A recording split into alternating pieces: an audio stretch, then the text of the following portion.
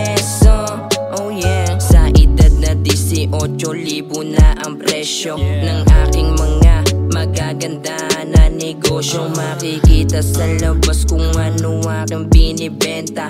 Hindi to illegal kasi ayoko mabagansya. Malinis magtrabaho para sumarap ang buhay. Pag naging milyonaryo ako ay tamang hayahay. Tamang tambay lang sa hood kasi umiikot money. Makakatulong na sa pinakamamahal kong mami. Kailangan ko na maging milyonaryo para magbago ang tingin ng tao. Nakadepende na sa pera ang respeto, kaya kailangan di na kinikita peso.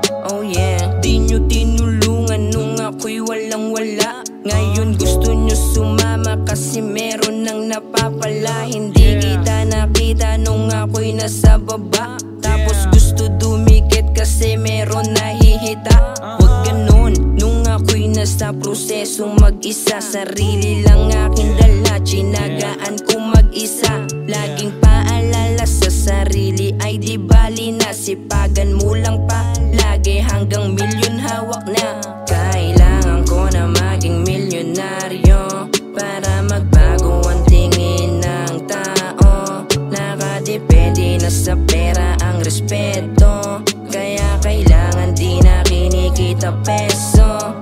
Kailangan ko na maging milyonaryo para magbago ang tingin ng tao. Nakadepende na sa pera ang respeto, kaya kailangan di na kinikita peso.